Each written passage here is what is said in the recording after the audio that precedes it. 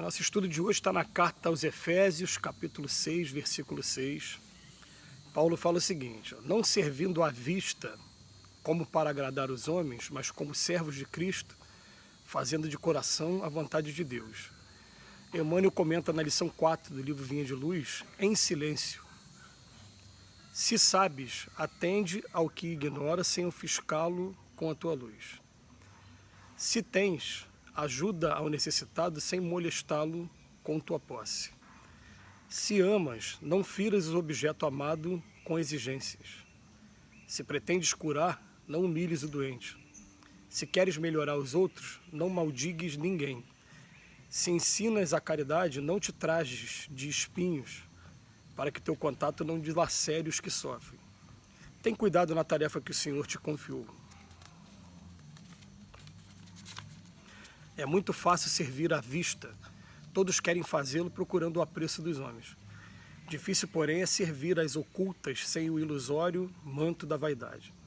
É por isso que em todos os tempos, quase todo o trabalho das criaturas é dispersivo e enganoso. Em geral, cuida-se de obter a qualquer preço as gratificações e as honras humanas. Tu, porém, meu amigo, aprende que o servidor sincero do Cristo fala pouco e constrói cada vez mais com o Senhor no divino silêncio do Espírito. Vai e serve, não te deem cuidado às fantasias que confundem os olhos da carne, nem te consagres aos ruídos da boca. Faze o bem em silêncio, foge às referências pessoais e aprendamos a cumprir de coração a vontade de Deus. Em silêncio. É interessante que a gente fica entre dois postulados. O primeiro, quando Jesus fala no Evangelho, não saiba a mão esquerda o que dá a mão direita, né? E o segundo é que a gente vai aprendendo com o Divaldo Pereira Franco, principalmente, que quando a gente fala das nossas experiências, a nossa palavra tem mais força. Então eu me lembro que ele começou a fazer palestra e a Joana de Ângeles falou para ele assim: agora vai trabalhar, porque se você não trabalhar, não fizer com as tuas mãos, as suas palavras não vão estar valendo de nada, vão perder a força com o tempo. Aí o que acontece? Volta e meia a gente se pega nesses estudos fazendo um comentário de uma ou outra experiência que a gente teve, né, e de tão poucas ainda, muito poucas ainda. A gente sabe que ainda pode fazer muito mais, mas fica parecendo, como já aconteceu, né? Um amigo até fez uma crítica durante um curso que a gente estava participando, falou: às vezes o Robson comenta um determinado trabalho que ele participou e isso fica parecendo que não está fazendo o trabalho em silêncio.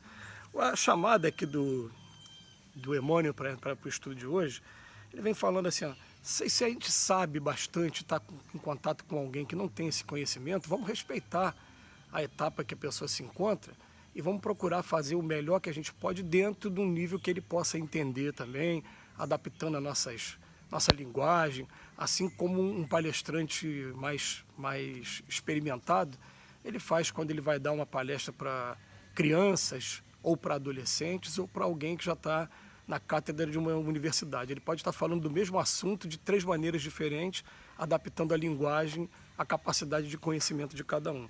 Depois ele fala: se tens, ajuda ao necessitado sem molestá-lo com a tua posse. Eu me lembro com muito carinho, né, do trabalho de entregar comida na rua, onde os espíritos chamavam a gente, falavam a gente: olha, se vocês puderem ir com o carro mais simples que vocês puderem, vem entre os trabalhadores qual é o carro mais simples. E outra coisa, na hora de vestir a roupa, procura vestir a roupa mais simples também, porque às vezes você vai de uma maneira que você vai, de certa maneira, parecendo que você está humilhando aquela pessoa que está recebendo a quentinha, o suco, a roupa que você está entregando na rua. Se amas, não firas o objeto amado com exigências. É um aprendizado demorado, é um aprendizado, né, que é complicado para a gente, mas quando Paulo fala, né, o amor tudo suporta, nada espera e confia até o final, né? Se pretendes curar, não humilhes o doente. Eu acho interessante, né, que a gente tem um costume, né, de verificar o seguinte: quando um problema acontece, ao invés da pessoa partir para resolver o problema, ela está querendo primeiro encontrar os culpados. É claro que a gente não está proibido de fazer isso, né, para poder até prevenir que não aconteça de novo o que aconteceu, mas sem humilhar o doente, né? Se queres melhorar os outros, não maldigues ninguém. Qualquer palavra que saia desonrosa ou crítica demais a uma outra pessoa coloca o nosso trabalho, na verdade, todo em xeque também, porque, na verdade, atrapalha, cria barreiras. Assim, ensinas a caridade, não te trajes de espinho para que teu contato não dilacere os que sofrem. Eu me lembro também, você já deve ter comentado num desses estudos, que uma coisa marcante, né, foi o seu altivo lá no Leon Denis falar assim, gente, se vocês virem aquele assistido que vem aqui buscar cesta básica, comendo no McDonald's, é para vocês ficarem felizes, porque comer no McDonald's para ele significa inserção social. Na verdade, ele estava isolado, marginalizado, e agora ele está tendo condições de pelo menos ir, né, McDonald's. Ele foi mais além ainda, mais ousado até, né, que às vezes tem, na doutrina espírita, principalmente nos estudos, as pessoas, por conta dos malefícios que o álcool traz, as pessoas, né, a gente tem palestras muito específicas que a gente fala, ó, não é, na doutrina espírita é proibido proibir, mas a gente explica pelo menos causa e efeito. E ele falou pra gente assim, vocês virem também aquela pessoa que está, né, recebendo a cesta básica em um barzinho, em confraternização, isso para ele também significa inserção social. Então, ó, nós mesmos já utilizamos essa substância e fizemos mal ao nosso organismo muitas vezes. Que eles estejam usando isso aí, tudo bem, se a gente tiver oportunidade, a gente, através da educação, a gente vai informar, mas não ficar criticando ou querendo retirar a pessoa da lista de beneficiados pela cesta básica por ele estar fazendo isso, né? Então, ele vem falar, tem cuidado na tarefa que o Senhor te confiou.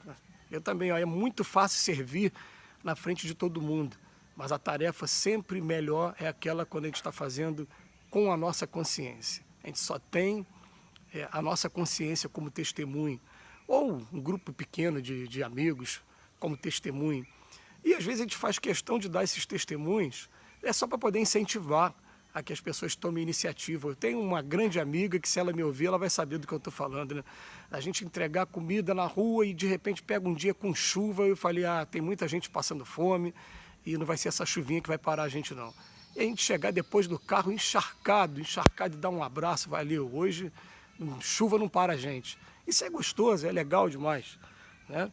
Mas a gente estava fazendo só para nós dois e fica aí a recordação. E eu estou contando para vocês porque são experiências que depois, né, são poucas, mas que ficam marcadas, né?